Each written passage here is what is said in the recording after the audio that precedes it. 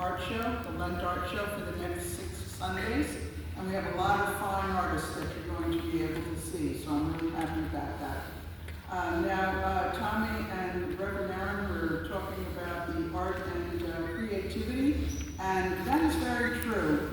I think all artists have a certain amount of creativity, and okay, how can I do this project better next time? And well, now I have a storage room and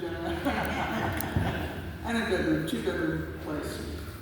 So the first painting I'd like to show here is the East Hampton Windmill. You know me as a photographer here, but I also take many pictures as reference for my paintings, which is my passion. Landscapes, portraits, still lives, as well as religious subjects. Painting number 2. God blessed me with a talent for art, and I've always wanted to be an artist since the age of 5. While living on Long Island as an adult, I did freelance commission work, mostly architectural house portraits. This watercolor was a typical commission, and believe me, I lived in the town, but this was not the size house that I had. Painting number 3 is another scene of East Hampton. I enjoyed meeting new people in different areas of New York, and sometimes clients would email photos to me. I did paintings of homes and businesses from California to Europe. Now, of course, everybody's familiar with the Gateway Theater downtown. When I moved to Florida, I started painting my own subjects, so it started getting a little bit more creative, rather than painting the things that others wanted me to paint, and then it would leave my house right away because they buy it. So I like the history of the Gateway, and I hope people like this painting. While I was living on Long Island, I also painted portraits. This one is of Brian, he posed for me. And the next one is of Robert, without his mustache. He modeled for me also. Right over here. As the time has gone by, I've been painting more religious themes.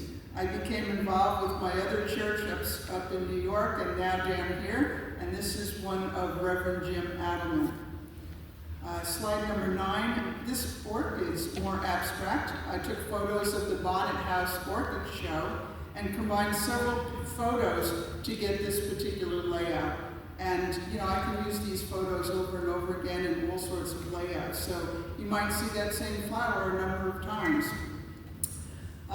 Tiffany irises. Robert and I visited the Charles Hosmer Morse Museum in Winter Park.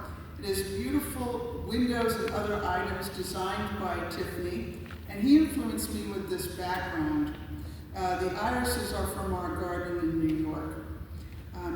Slide number 11, my Christmas card painting. This is a Daniel Chester French bas-relief sculpture, which means it doesn't come out too far from the background. And that was also at the Morse Tiffany Museum. I draped red cloth over a piece of cardboard, took some photos, and then I combined the bas-relief, the cloth, and made up the cross. The angel is praying at the cross, and this is all the information of the church here. The last slide I'd like to show you is the last painting, and I think you can guess where the stained glass is from. I added our UCC Fort Lauderdale Christmas candle wreath in the foreground that's usually right here for a Christmas card. So as you can see, my paintings have gone from architectural commissions to more influenced by religious subjects.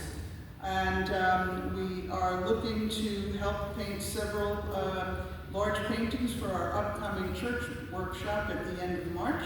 And it will feature religious themes important to our church here. So please support the artists with our Lent art show, and I hope you look forward to seeing the large paintings that we're going to be putting in Elliott Hall. Thank you.